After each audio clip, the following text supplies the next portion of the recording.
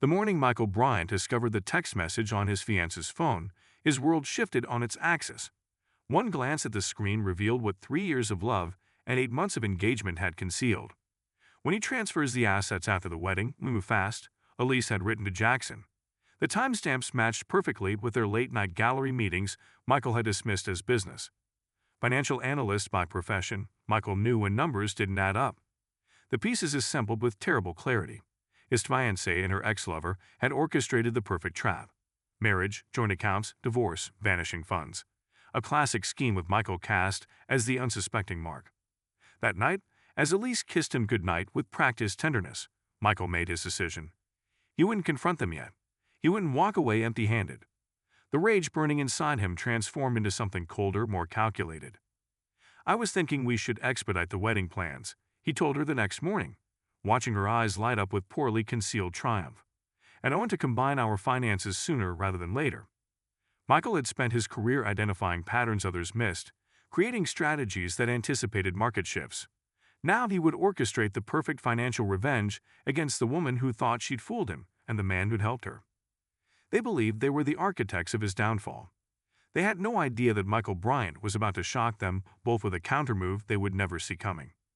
Before we start the video, buckle up, get ready and subscribe for a special surprise tomorrow.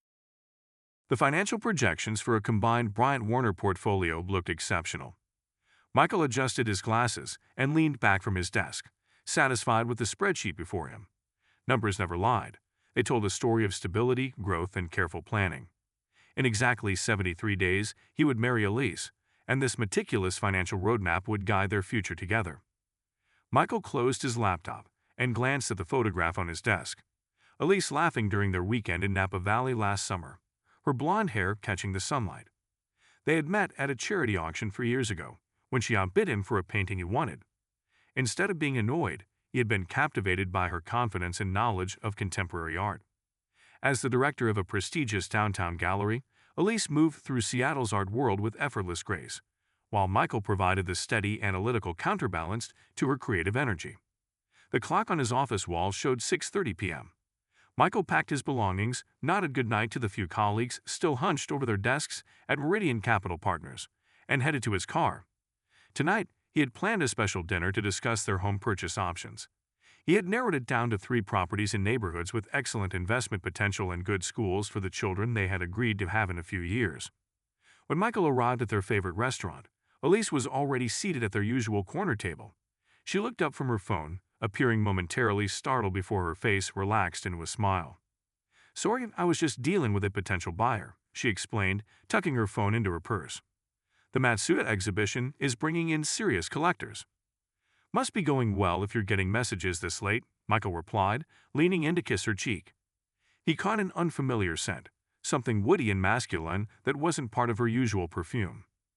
Throughout dinner, Michael outlined his thoughts on the properties, complete with projected value appreciation over 5, 10, and 15 years. Elise nodded and asked questions in all the right places, but Michael noticed how her eyes kept darting to her purse whenever her phone vibrated. "Is everything okay?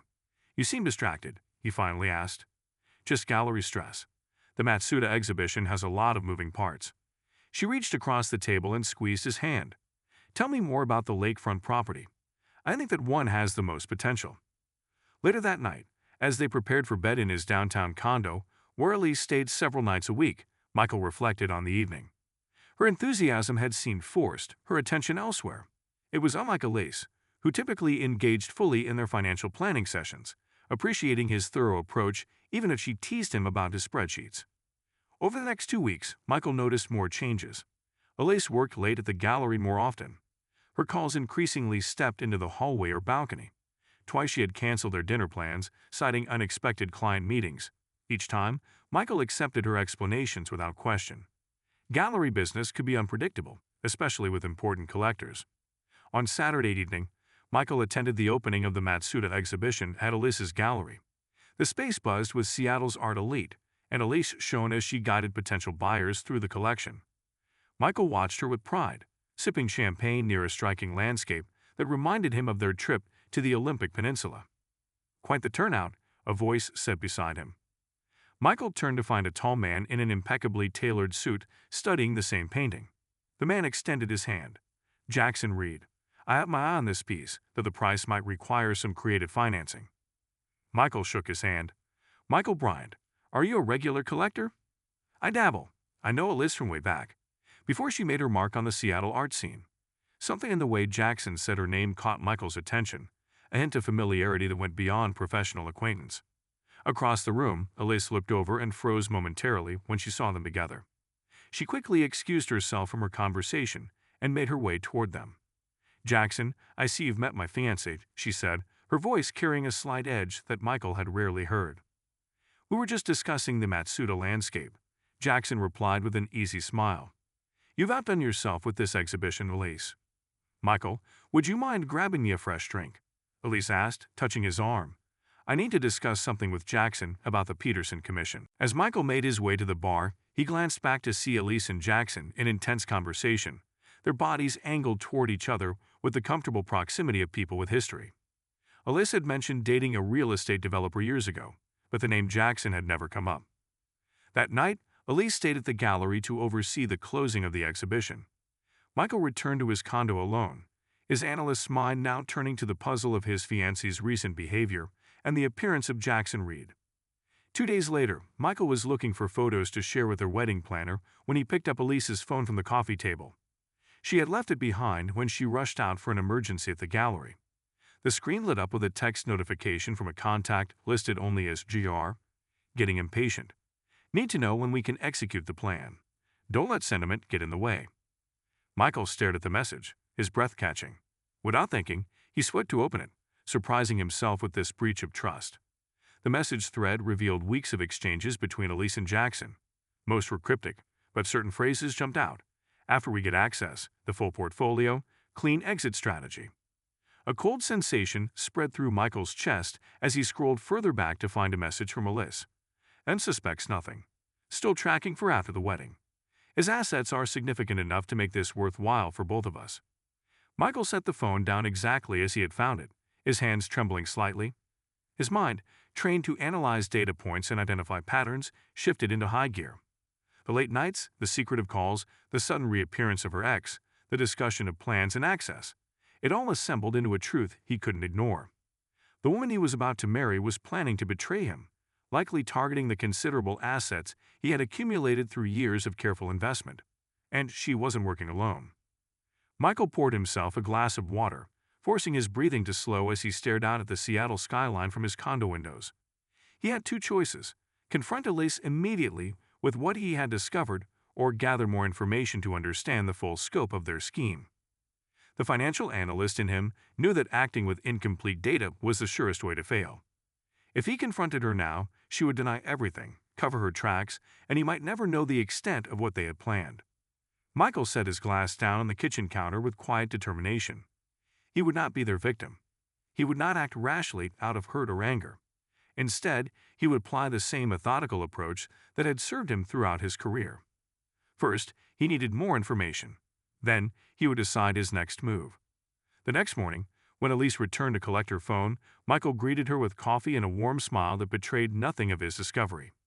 His years of maintaining poker-faced composure during high-stakes financial negotiations now served a more personal purpose. Rough night at the gallery? He asked, noting the slight shadows under her eyes. Just inventory issues, nothing serious. She kissed his cheek before checking her phone. Michael watched her face carefully, but she revealed no concern about whether he might have seen the messages.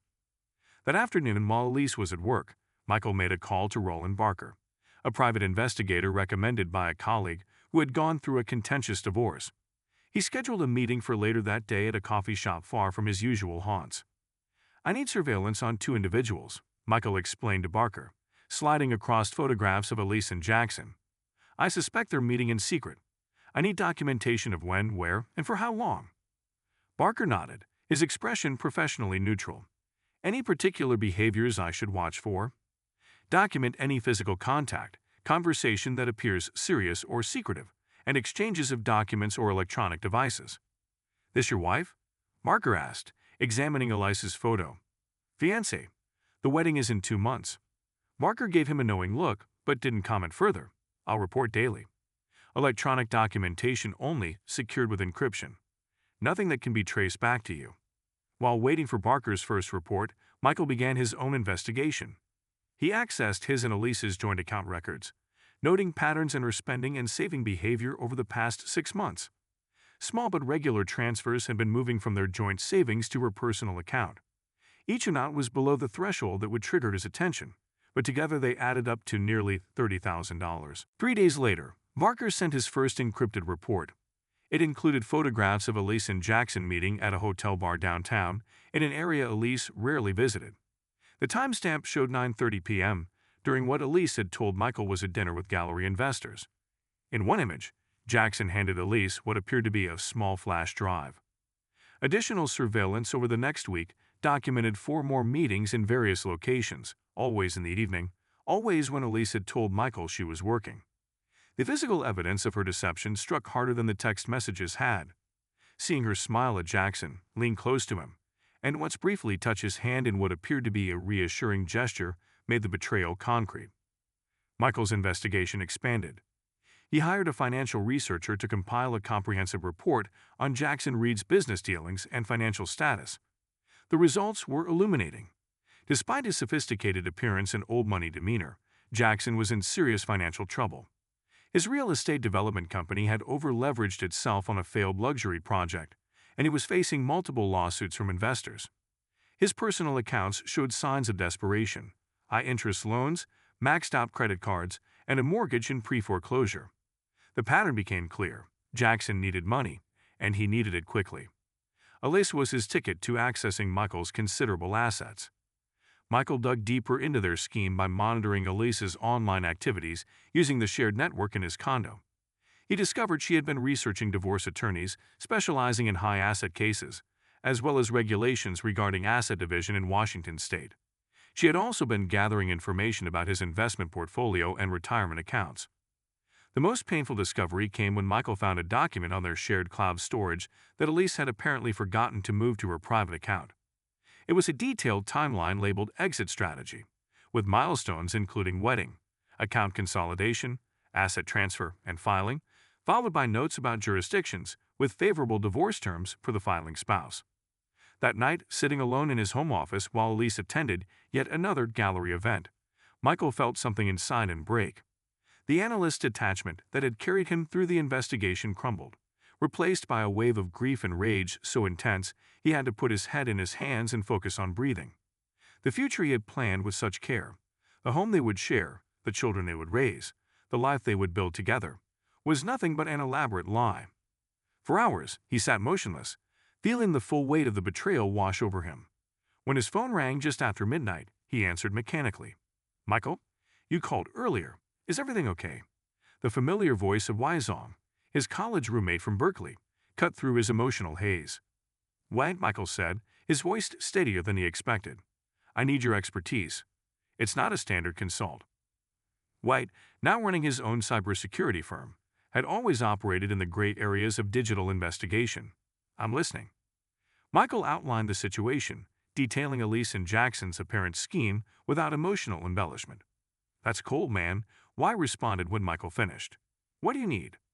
"Access to communications, monitoring capabilities, nothing illegal, but I need to see exactly what they're planning." The analytical part of Michael's mind was reasserting control, compartmentalizing the emotional damage. "I can help with that, but Michael, why not just walk away? Cut your losses, protect your assets, and let them know you discovered their scheme." It was a reasonable question. The safest move financially would be to immediately secure his assets, break the engagement, and remove Elise from his life. It would be clean, simple, and protect him from further harm. But something deeper than hurt or anger was stirring in Michael. A lifetime of playing by the rules, of being the reliable, steady, somewhat predictable financial analyst who never made waves had left him vulnerable to people like Elise and Jackson. They had counted on his predictability, his trusting nature, his conflict avoidance. They had analyzed him as you would analyze a potential investment, identifying vulnerabilities and planning their strategy accordingly. "Because they don't get to win," Michael finally responded. "They plan to use my financial expertise against me. They're about to discover that was a serious miscalculation." "What are you thinking?" we asked, caution evident in his voice. I'm thinking it's time for a counter-strategy, Michael replied, his mind already mapping out possibilities. They want access to my assets. I'll give them exactly what they want, just not in the way they're expecting. This doesn't sound like the Michael Bryant I know, we observed. The Michael Bryant you know wouldn't be in this situation, he replied. I need to be someone else to get through this. Someone they haven't calculated for. By the time they ended the call, the framework of a plan was taking shape. It would require Michael to play the role of unsuspecting fiancé while setting a trap that would give Elise and Jackson a taste of their own medicine. It was risky, potentially costly, and would require him to live a double life until everything was in place.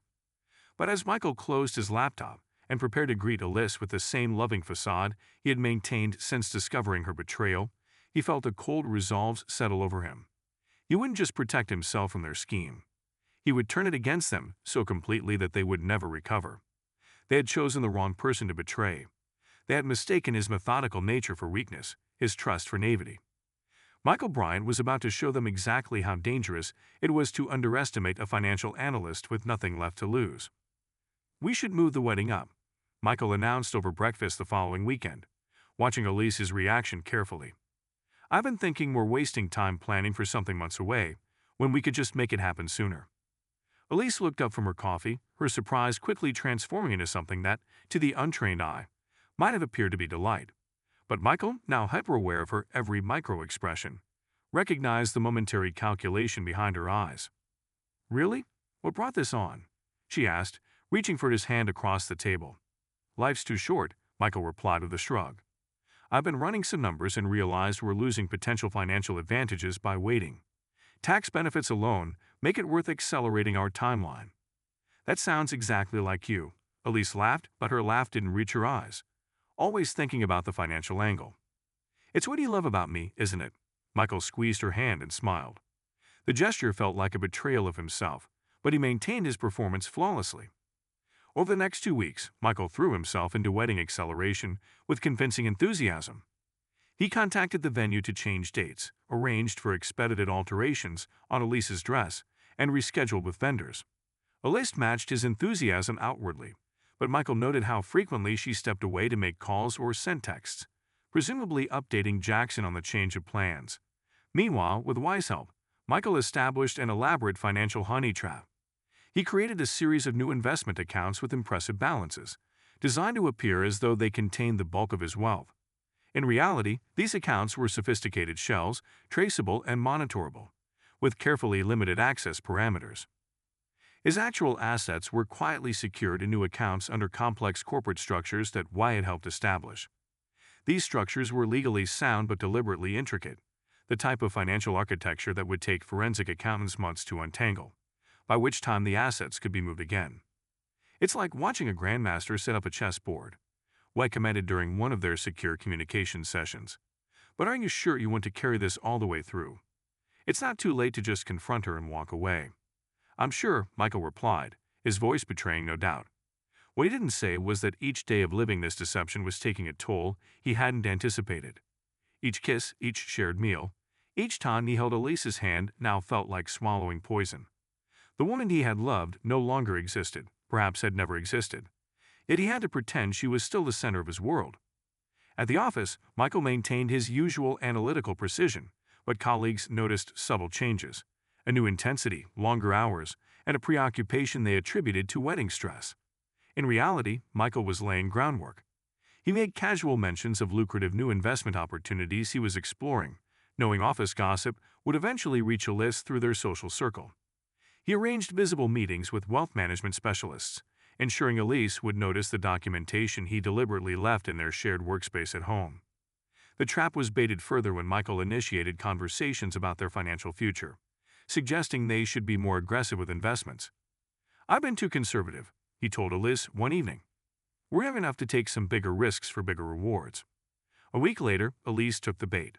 Over dinner at the upscale restaurant, where they had celebrated their engagement, she broached the subject Michael had been waiting for. I've been thinking about our finances, she began, her expression carefully composed. With the wedding moved up, maybe we should streamline things now rather than waiting. Merge our accounts, simplify our portfolio management. It would make everything easier as we start our life together. Michael felt a cold satisfaction beneath his mask of loving consideration. That's actually a great idea. I've been so focused on the wedding, I hadn't thought about it. But you're right. No reason to maintain separate structures when we're about to be married. Really? Alyssa's momentary surprise confirmed his suspicions. She had expected resistance, had prepared arguments to overcome his usual caution. His immediate agreement had caught her off guard. Of course. I'll call my financial advisor tomorrow and start the process. Michael raised his glass. To simplifying our lives together. Elise touched her glass to his, unable to fully hide the triumph in her eyes. That night, as Elise slept beside him, Michael stared at the ceiling, contemplating how completely the woman he had loved had disappeared, replaced by this stranger whose every gesture now seemed calculated and false. Sleep eluded him, replaced by a hollow feeling that no amount of successful revenge could fill. The next morning, Michael left for work early, telling Elise he had a breakfast meeting with clients. Instead, he went to a coffee shop where he could work on the next phase of his plan. Mid-morning, his phone alerted him to activity on his home security system, a feature Elise didn't know he had installed. Through his phone, he watched as Elise paced their living room, phone to her ear. With growing disgust, he activated the audio.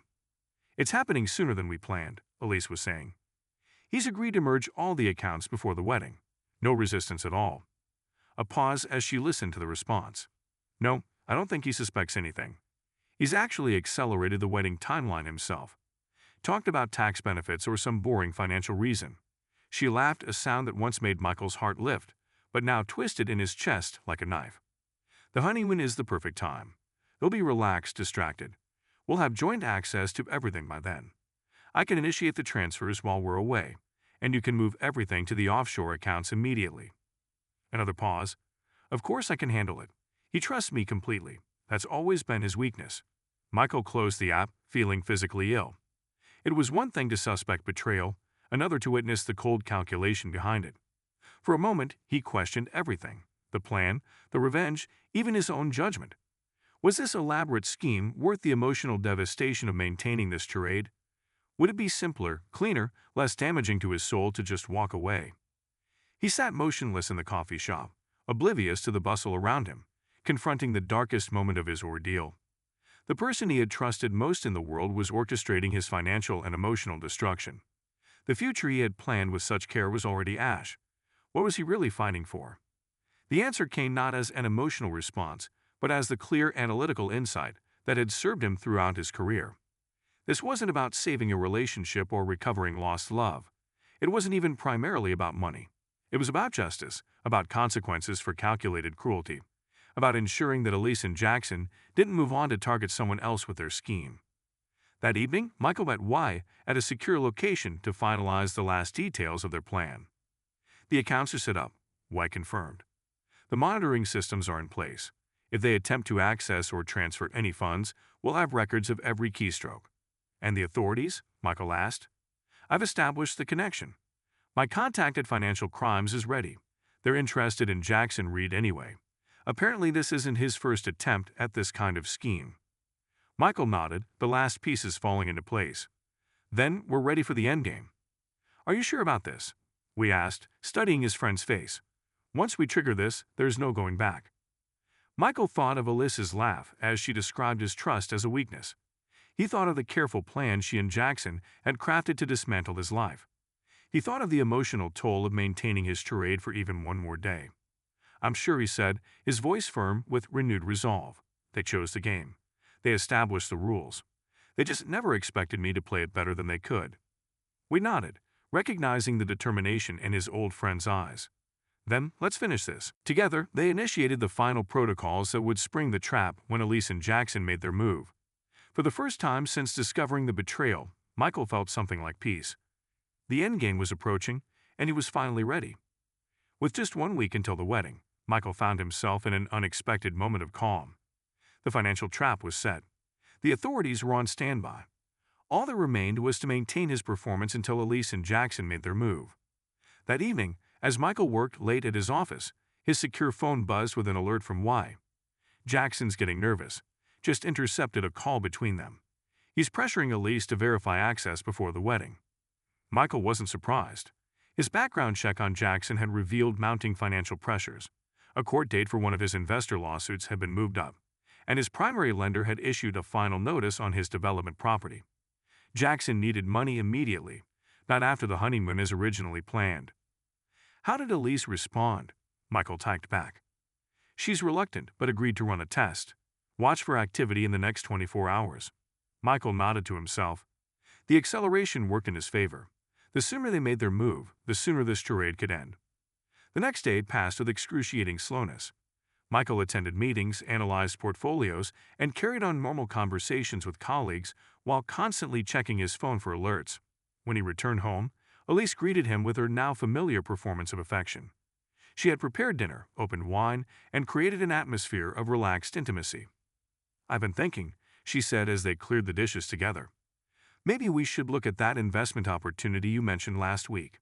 The one with the high liquidity." "The emerging markets fund." Michael kept his tone casual. "I thought you weren't interested in international investments." "I've reconsidered. Diversification is important, right? That's what you always say." She smiled, touching his arm in a gesture that once would have warmed him, but now felt calculated. "I'd like to understand it better. Maybe you could show me how it works." "Of course. My laptop's in the office. I'll pull up the account." In his home office, Michael logged into one of the bait accounts he had created, watching Elise's expression in his peripheral vision as the screen displayed a balance of just over $2 million. Her eyes widened slightly, though she quickly controlled her reaction. "This is the primary holding account," Michael explained, navigating through the platform. "It's set up for quick transfers between our various investments. Very liquid, very flexible." "And do I have access to this account?" Elise asked, her voice carefully measured. "Not yet, but I added you as an authorized user last week. The verification should come through any day now." Elise leaned closer, studying the screen with what appeared to be casual interest, but what Michael now recognized as keen calculation. "It seems complicated. You'll have to walk me through it sometime." "No need," Michael replied smoothly. "Once we're married, my financial team will handle most of it. You'll just need the access codes for emergencies." Just after midnight, as Elise slept, Michael's phone vibrated with an urgent alert. He slipped out of bed and into the bathroom before checking the message from Y. "Activity detected. Access attempt to bait account alpha. Unauthorized transfer of $25,000 initiated." The test had begun. Michael responded immediately. "Monitor and allow. Capture all data." 30 minutes later, a more detailed report arrived. Elise had used Michael's laptop while he slept, accessing the account using password information he had deliberately left hidden in his browser. She had initiated a small transfer to test whether the account worked as expected and whether the activity would trigger any security alerts that might warn Michael. The system Y had designed allowed the transfer to appear successful, while actually routing the funds through a series of monitoring channels that documented every aspect of the attempt. The evidence was mounting, clean, and irrefutable. Michael returned to bed, lying beside the woman who was systematically betraying him, and made his final decision. The rehearsal dinner scheduled for tomorrow night would not proceed as Elise expected. The following evening, Michael arrived at the upscale restaurant, where their closest friends and family had gathered to celebrate the upcoming wedding. He had arranged for Wei to be present, along with his contact from the Financial Crimes Unit, who was attending discreetly as Michael's cousin. Elise looked radiant in a cream-colored dress, playing the role of excited bride-to-be to perfection. Michael moved through the pre-dinner mingling with practiced ease, shaking hands, accepting congratulations, and keeping an eye on Elise as she chatted with her gallery associates. Jackson was present as well, introduced to the gathering as a gallery client and friend. Only Michael noticed their careful efforts to maintain appropriate distance while exchanging meaningful glances. As dinner was served, Michael signaled to the restaurant manager, who dimmed the lights slightly and provided a microphone. Standing at the head of the long table, Michael tapped his glass for attention.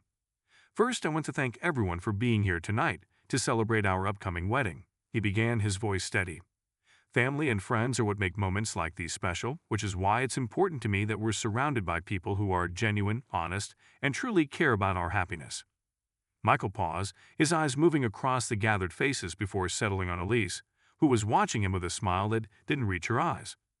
"Unfortunately, I've recently discovered that the foundation of trust our relationship was built on was an illusion." He pressed a button on his phone, and a screen lowered from the ceiling, a feature he had arranged with the restaurant in advance. The room fell silent as the screen displayed a series of text messages between Elise and Jackson, financial documents showing the unauthorized transfer attempt, and surveillance photos of their secret meetings. "Last night, an unauthorized transfer was attempted from one of my accounts," Michael continued, his voice now carrying an edge that none of his friends had ever heard before. "This was a small test, a precursor to a much larger scheme that involved accessing my assets, transferring them to offshore accounts, and disappearing after our honeymoon."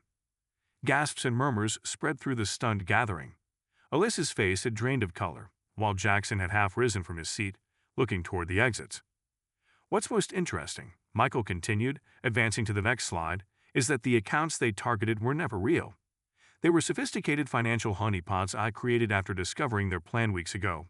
Every access attempt, every communication about the scheme, every test transfer has been documented and monitored by financial authorities who have taken a particular interest in Mr. Reed's history of similar attempts with other victims."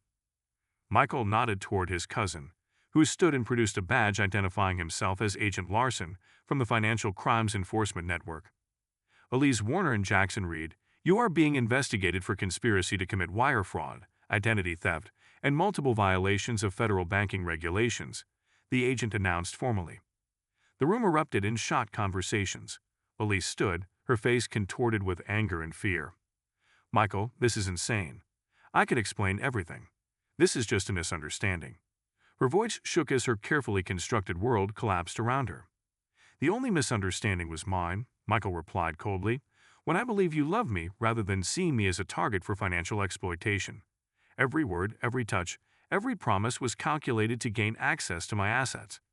There is no explanation that can change what the evidence clearly shows." Jackson, seeing no path forward, suddenly bolted for the door. He made it 3 steps before colliding with 2 plainclothes officers who had been positioned at the exits. "Jackson Reed," one officer announced, "we have a warrant for your arrest related to outstanding fraud charges in California and Washington. You have the right to remain silent." As Jackson was handcuffed, Elise turned back to Michael, her composure crumbling completely. "You set us up. You knew all along." "I learned from the best," Michael replied, his voice steady despite the turmoil within him. "You taught me how to pretend, how to play a role while planning something entirely different. The difference is, my plans served justice rather than greed." The gathered friends and family watched in stunned silence as Agent Larson approached Elise. "Ms. Warner, we'd like you to come with us to answer some questions about your involvement in this and potentially other financial schemes Mr. Reed has orchestrated." As Elise was escorted from the room, her eyes locked with Michael's one final time.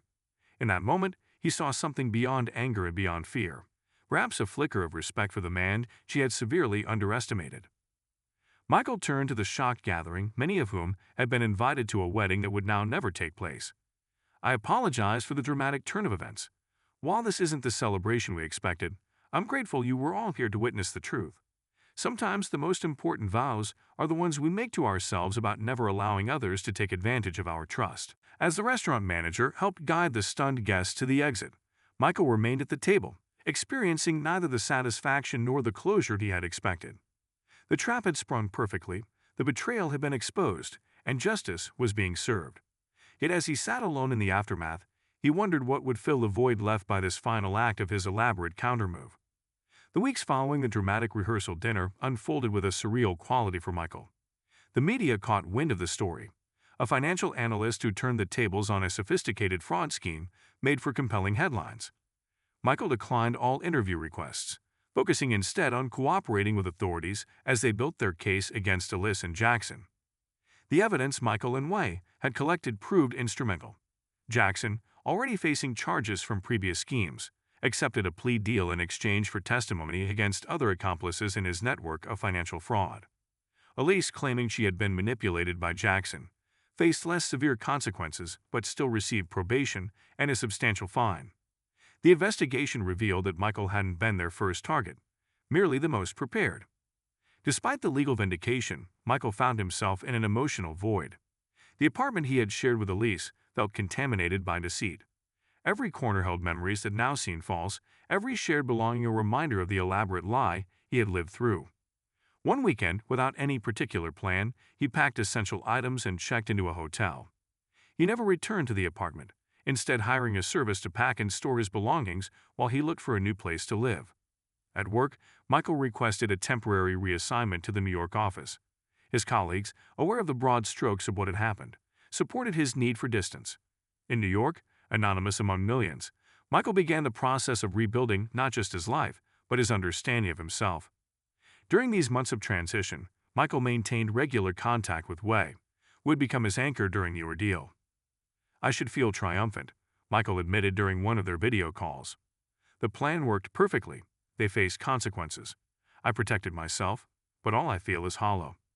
"You experienced a profound betrayal," Wei replied. "That doesn't heal just because justice was served." "It's not just the betrayal," Michael realized as he spoke. "It's that I became someone I didn't recognize during those weeks. Someone calculating, deceptive, focused on revenge. You became what you needed to be to protect yourself. The difference is, you went back to being Michael Bryant afterward. They were always who they showed themselves to be." This distinction stuck with Michael. He hadn't fundamentally changed, but he had discovered capacities within himself he hadn't known existed. The analytical skills that made him excellent at his job had protected him when applied to his personal life. Perhaps his separation between professional and personal wasn't as clear as he had always believed. 3 months after the failed wedding, Michael received an unexpected email. A woman named Teresa Alvarez had read about his case and wanted to share her similar experience with Jackson Reed from 2 years earlier. Unlike Michael, she hadn't discovered the scheme until it was too late, losing her savings and damaging her credit beyond repair. Michael agreed to meet her for coffee, expecting a brief conversation where he could provide whatever information might help her case. Instead, that meeting became a turning point. Teresa's story echoed his own in many ways, but without the financial expertise or resources to protect herself, the damage to her life had been devastating. As she described her ongoing struggles to rebuild financially and emotionally, Michael recognized an opportunity to channel his experience towards something meaningful. "What if I could help you restore your financial standing?" he offered, not just with advice, but with practical assistance navigating the recovery process. Teresa's grateful acceptance of his offer led Michael to discover others who had experienced similar betrayals. Working with Wei, he began developing a system to help victims recover from financial fraud, particularly schemes involving relationship deception. What began as informal assistance for a few individuals evolved into a structured program combining financial rehabilitation with emotional support resources. 6 months after leaving Seattle, Michael returned with a renewed sense of purpose. He approached his firm with a proposal to establish a foundation focused on helping victims of financial fraud, especially those exploited through personal relationships. Recognizing both the humanitarian value and the positive publicity such an initiative would generate, the firm agreed to provide initial funding and resources. The Bryant Foundation for Financial Recovery launched with little fanfare, but quickly gained attention in financial security circles. Michael's approach combined technical expertise with a deep understanding of the emotional impact of betrayal. The foundation offered not just practical assistance with rebuilding credit and recovering assets, but also connected victims with mental health resources specialized in trust restoration and financial trauma. As the foundation grew, Michael found himself speaking at conferences, consulting with financial institutions on security protocols, and training law enforcement on the psychological aspects of relationship-based financial fraud. His personal experience, combined with his analytical background, offered a unique perspective that resonated with professionals and victims alike.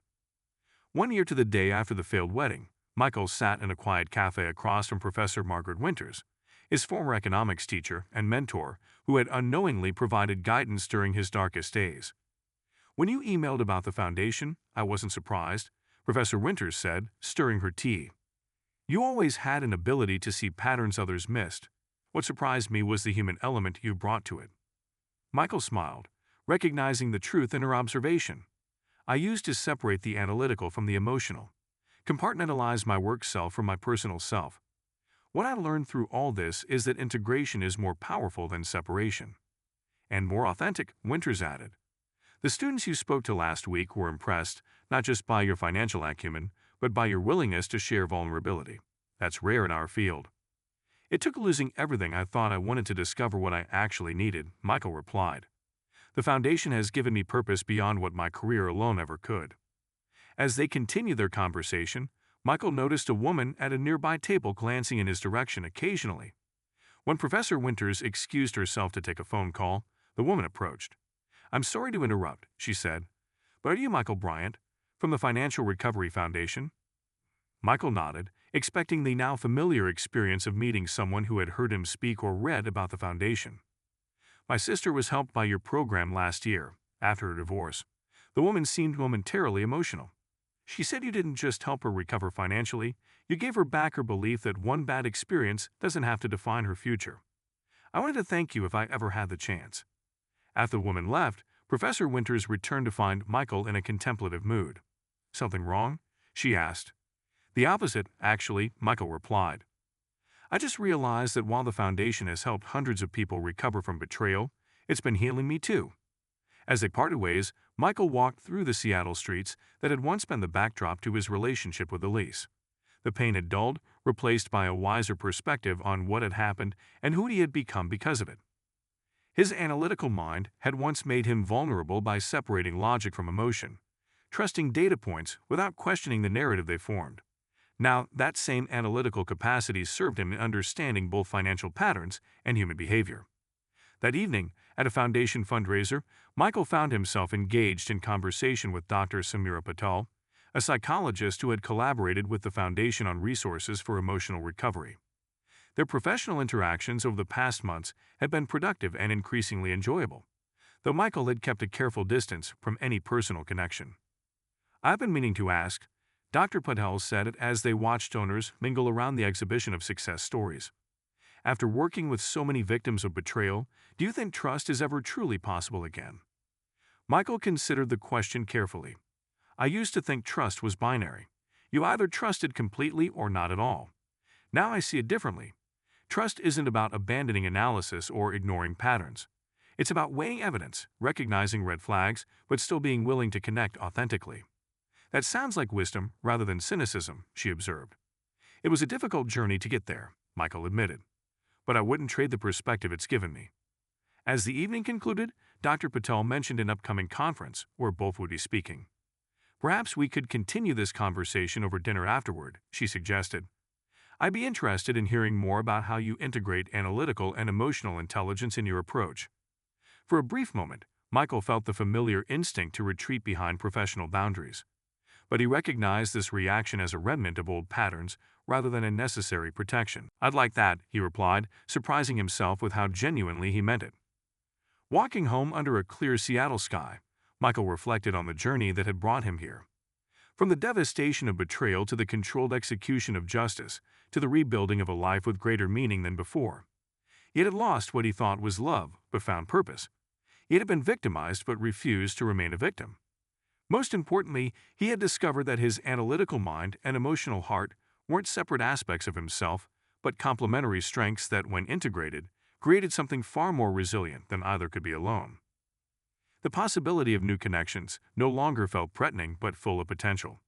Not because he had forgotten the lessons of betrayal, but because he had incorporated them into a more complete understanding of both himself and others. Trust, he now understood, wasn't about ignoring risk, but about recognizing it and choosing connection anyway, with eyes wide open and boundaries firmly in place.